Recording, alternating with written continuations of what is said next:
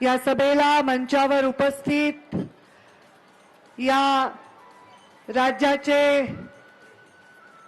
उपमुख्यमंत्री आदरणीय देवेंद्रजी फडणवीस, मंचावर उपस्थित उपमुख्यमंत्री आदरणीय अजितदादा पवार, आमचे सहकारी बबनरावजी लोणीकर, आमदार रत्नाकर गुट्टे, आमदार मेघना बोर्डीकर, आमदार बाबाजानी दुरानी, आमचे सहकारी सदाभाऊ खोत, राजेशजी विटेकर, माजी आमदार मोहन फड, माजी आमदार रामप्रसादजी बोर्डीकर, माजी आमदार विलासरावजी खरात, या मंचावर उपस्थित संजय केणेकर, राहुल लोणीकर, संतोष मुरकुटे, सौरभ परिहार, उपस्थित सर्व मान्यवर आणि महादेव जानकर यांच्या नामनिर्देशनासाठी आणि त्यांच्या विजयाच्या निश्चयासाठी त्यांच्यावर प्रेम करणाऱ्या आलेल्या सर्व जनता जनार्दनाला माझा नमस्कार. जय मल्हार.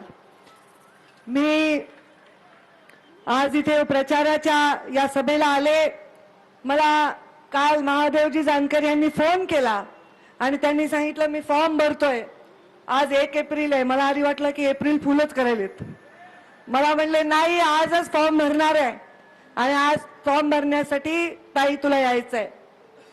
त्यांनी मला फोन नसता केला तरी माझ्या आतापर्यंतच्या परंपरेनुसार त्यांची काळजी घेण्यासाठी आणि त्यांच्या कार्यक्रमाला यशस्वी करण्यासाठी मी हातभार लावण्यासाठी आलेच असते, याच्यात कुठल्याही शंका असण्याचं कारण. मला आठवतो तो दिवस जेव्हा महादेव जानकरांच्या कार्यक्रमाला चौंडीला मी आणि मुंडे साहेब गेलो होतो आणि तेव्हा मुंडे साहेबांनी सांगितलं होतं की माझ्या वारस पंकजा मुंडे आहे तरी मी महादेव जानकरांना माझा मुलगा मानतो. तुम्हाला प्रॉपर्टी मिळणार नाही पण राजकीय वारसा नक्की मिळेल असं त्यांनी सांगितलं होतं.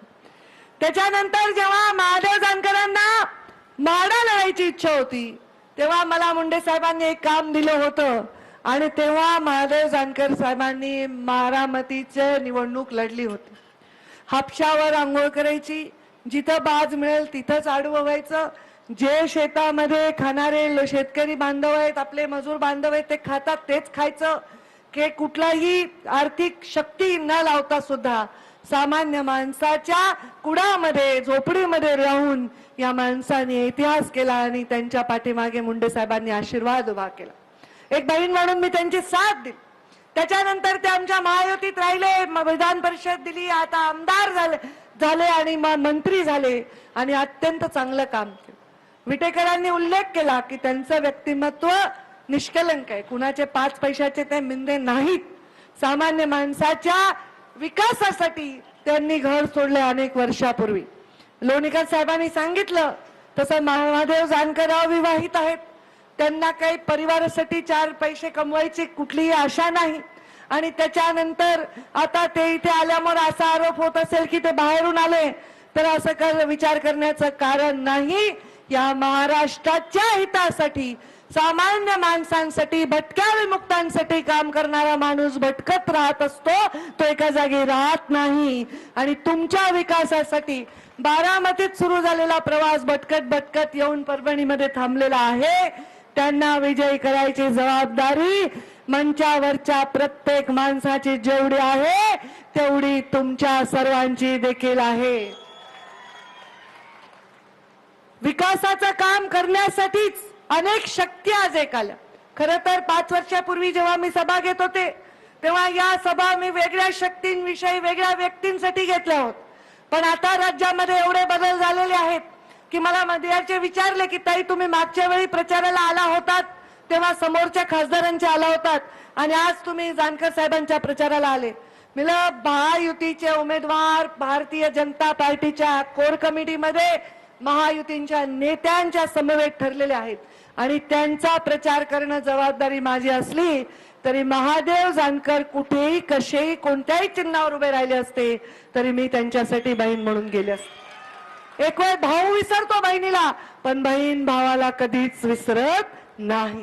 त्यामुळे माझी जबाबदारी सर्व अंगाने आहे आणि म्हणून मी इथे आलेली आहे. आपण सर्वजण या भागाच्या विकासाची, या भागाला एक ओळखीची गरज आहे. डायरेक्ट सत्तेच्या बरोबर राहून सर्वांगीण विकास करण्यासाठी महादेवजी जानकर यांना आपण प्रचंड मताने विजयी करा आणि एक गरीब सामान्य माणूस राजकारणामध्ये एका उंचीवर जाण्याची स्वप्न बघतो तर त्या स्वप्नांना तुमच्या सगळ्यांच्या हाताची साथ मिळाली पाहिजे अशा प्रकारचं उदाहरण इथे प्रस्थापित करा. जानकर साहेब, मी तुम्हाला पण हक्काने सांगणार आहे, तुम्ही या लोकांसाठी इथे घर घ्या. तुम्हाला काही फार मोठ्या घराची गरज नाही, तुम्ही एकटेच आहेत. तुम्हाला काही फार मोठ्या घराची गरज नाही. जे काही घर तुम्ही घेताल त्या घरासमोर वंचितांची पीडितांची गर्दी झाली पाहिजे आणि त्यांचं प्रत्येक काम तुम्ही मार्गी लावलं पाहिजे. तुम्ही इथे राहा, या लोकांच्या विकासासाठी काम करा, त्यांचं आयुष्य घडवण्यासाठी काम करा. ईश्वराने तुम्हाला दिलेली जी संधी आहे त्या संधीचं सोनं जनतेची सेवा करून करा. कारण सत्ता म्हणजे सर्व नाही. सत्तेमध्ये आम्ही राहिलोत, पण माझ्या अनुभवामध्ये फक्त 95 ते 99 सालापर्यंत मुंडे साहेबांना सत्ता होती. नंतर कधीही सत्ता नव्हती, पण जनतेच्या मनातली त्यांची सत्ता कधीच कमी झाली. मी सुद्धा आता स्वतःच्या अनुभवावरून सांगते. खरं तर आता मी उमेदवार आहे. उमेदवार असल्यामुळे मला माझ्या मतदारसंघात राहणं आवश्यक आहे. बऱ्याच चर्चा, बऱ्याच गोष्टी, अमुक आहे निवडणूक, तमुक आहे निवडणूक बाहेर येत आहेत. त्यामुळे मी अगदी डीप जाऊन काम करते, लोकांच्या भेटीगाठी घेते. मी लोकसभेत आत्ताच जाईन असं मला वाटलं नव्हतं, पण पक्षाचा आदेश आहे, मी निवडणूक लढायला उभी राहिलेली आहे.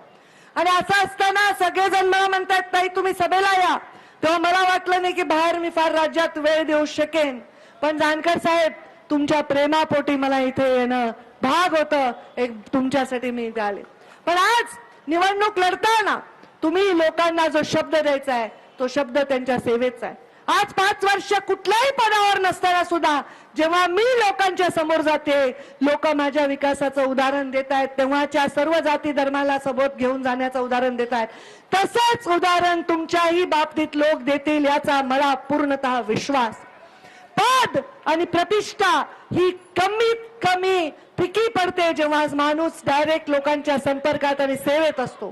त्याच्यामुळे आपण सर्वांनी लोकांच्या सेवेसाठी आपण जे व्रत घेतलंय ते व्रत पूर्ण करण्यासाठी कार्यरत राहावं असा विश्वास व्यक्त करते आणि